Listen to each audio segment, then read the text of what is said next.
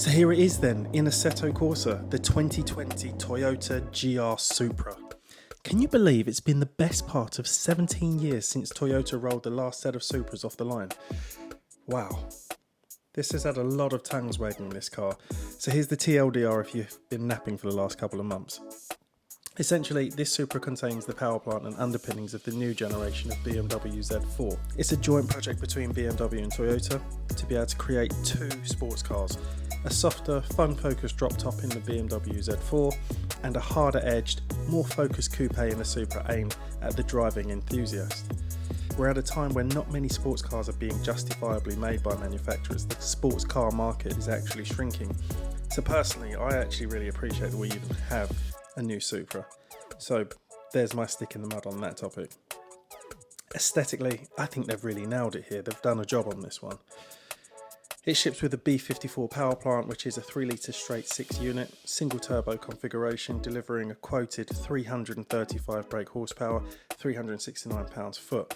However, as ever with Japanese, the rumour is that it's making a fair chunk more power, around about 40 brake horsepower extra, about the same in torque as well. Performance 0 to 60 in 4.3 seconds, so it's definitively quick, 155 mile an hour top end, 8-speed ZF Auto with rumours of a TRD edition somewhere down the line, which may even feature a manual gearbox. Today, question is for this car, for this mod, is how authentic is it? Not necessarily how realistic, because really, in sim world, we're really looking at authenticity probably more so than realism. So, how authentic is it? Well, to accomplish this, in light of the fact that I'm yet to get behind the wheel of one of these A90 Supras, I thought we'd go for a roll down Mount Disappointment at LAC, mull over what the journos have said about how the car behaves, and see if we can feel any of that coming through in the mod.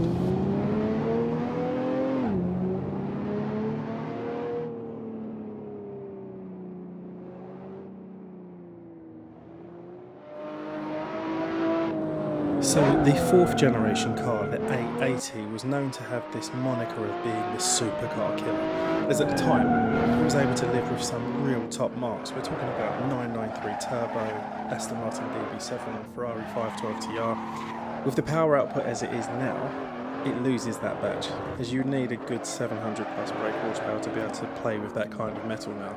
What it does do, however, is maintain a good many aspects of the original car. So, front engine, check. Rear wheel drive, check. Limited slip diff, check. 3-litre turbocharged 6, check. Distinct swooping bodywork, check. Over-engineered for massive tuning potential, check. So, what are they actually saying about it? Well, I checked out 3 specific perspectives to be able to get a view of how this car is supposed to behave. We've got Dan Prosser over at Pistonheads, fantastic UK journo, Matt Farrer at the Smoking Tyre, if you know that he knows, and Randy Post over at Motor Trend. You can never fault the word of a professional race car driver with experience of driving everything that you would actually want to drive. This car class, I really love this car class. It's a far cry from all of the unobtainium that we usually see. This is actually within the reach of a much wider demographic, even at its launch, around about 50k. And as time goes on, it's actually going to fall into the reach of many more people, so it's an interesting one. First comments were, despite the car's focus, it's still very much a road car, and you're distinctly aware of that as soon as you're on the move. It's not overly light at around about 1500 kilograms, so brake fade comes in quite early, but that's not something that we'd have to contend with or expect to see represented here in Assetto Corsa. All of them were impressed with the power plant. Tons of power, loads of torque, keen top end with phenomenal throttle response. Most noted that it felt like it had quite a bit more than the listed power of 335 brake.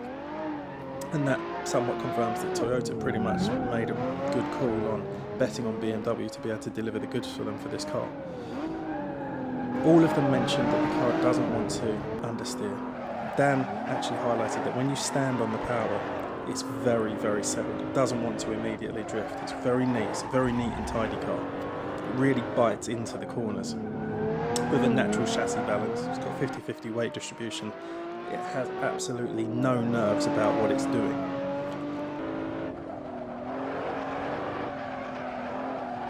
Matt mentioned that the steering ratio is actually 15:1 lock to lock, meaning you've actually got to work quite a bit to be able to catch it if you really send it. So it's still really fun to balance, very fun to balance, but it's quite a bit of effort to be able to make sure that you keep the car in check. The diff moved from open to closed in a blink of an eye, so there was no complaints about it being this newfangled e-diff. Dislikes. Well, it's lacking space internally, especially for the sort of taller or larger person. It feels like there's less room inside than a GT86 even. And even in VR, you get that kind of perception that it's quite a small space. It's pretty intimate in here.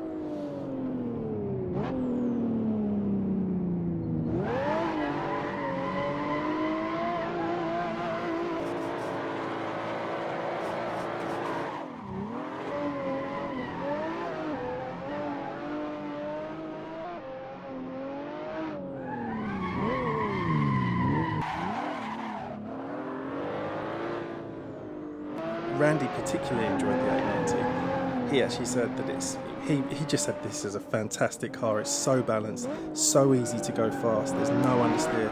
There's a tiny bit of entry oversteer, and he said that just made it interesting and much more enjoyable. So he said it's a little bit soft, but it's really well balanced. Super enjoyable car. There's links to Matt and Dan's views are in the description. They're worth a watch. Go and give them a watch. So these guys established their view in a performance setting, and the reality is that's where most of us are going to go and play with it. So off to the track we go. See how this matches up.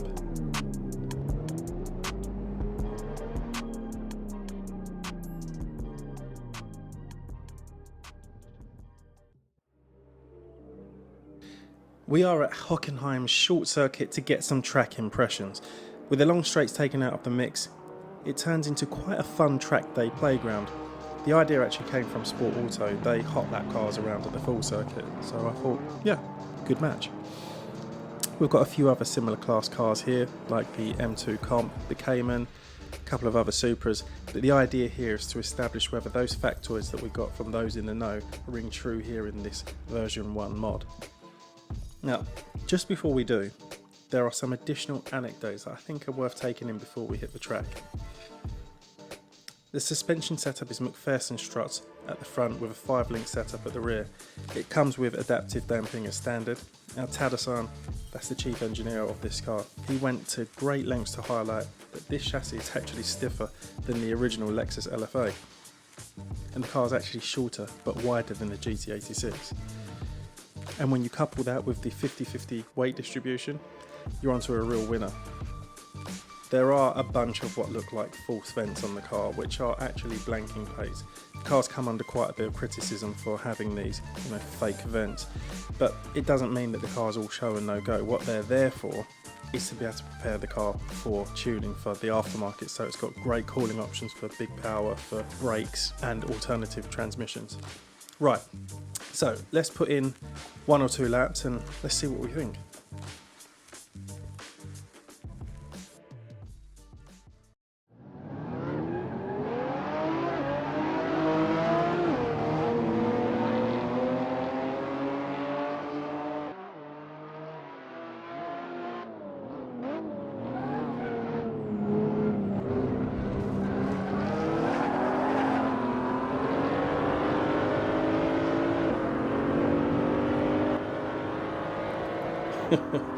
That M2 Comp has got a stack more power in a straight line.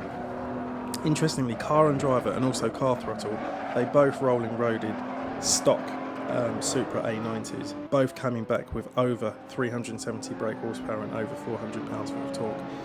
Apparently everything that's basically got this B58 power plant puts out these monstrous figures, including the BMW M140i, so to the mod maker it's definitely worth giving this car more juice. There's a lot to love here. When you really start to hustle, when you really start pedaling, this car's a lot of fun.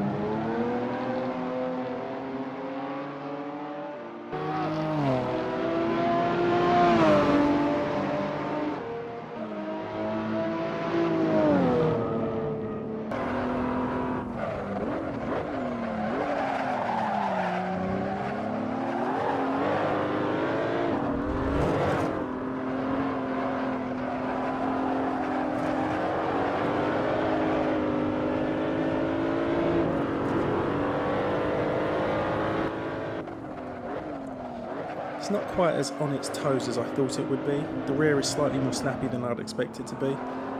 It's a little less keen on entry, pushing a little bit at the front. It's a little bit grabby on the exit, but it's good fun. This is really good fun.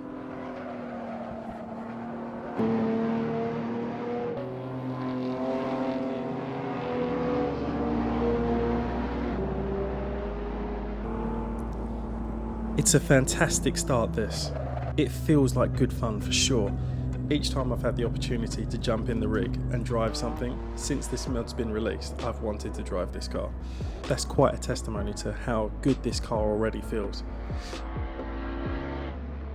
Now, I've got no skills when it comes to creating mods. What I can do is express what I felt with this mod from the driver's seat. It feels like there's a collection of subtle tweaks that need to be applied to its physics. You could probably see while I was on the road and also on the track that the weight balance is not quite neutral, which encourages a little bit more oversteer than you would expect. The diff feels like it's fully open, but it feels like it would make that transition in and out of oversteer a lot more progressively. That would also be in line with the comments that came back on the real car. To truly represent the power levels that this car puts out, a brake horsepower bump to around about 375 brake horsepower and 410 pounds-foot of torque, that would bring the performance into alignment with what the car's actually seeing on the real world, because it's actually showing up quite a lot of cars, even on drag strips. Final points on how the car feels would be, the car sounds like it would be a little softer than it is in this current setup. It would probably be a little bit more pitch and roll. There is some in there already, which was good to see. It's not just this super rock solid car, but I feel like there could just be a little bit more, because every one of those journos or drivers identified that the car is just that little bit softer than you may expect. Aesthetics, so there are some obvious aesthetic tweaks that need a little tweak, nothing major. LODs to allow it to run well on any system. In VR you get to use your mirrors, of course, and I'd imagine that the mod creator was running a single screen setup because the mirrors are actually inverted.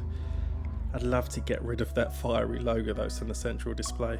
A black back Toyota logo like in GT Sport would be significantly less distracting. Maybe even a collab with somebody like Forceful. He makes some phenomenal active displays. So all in all though, these are minor tweaks, as the majority of this mod is actually fully on point. It's incredible what can be accomplished by individuals who are unlikely to even had a chance to drive this car. With those tweaks that we've just mentioned, this could be a sensationally authentic mod. I'm looking forward to see where this mod goes. I have to applaud that these desirable cars are being brought to Assetto Corsa. Xnde, thank you for bringing this car into Assetto. Hopefully we can rely on you to bring the Alpine A110 as well.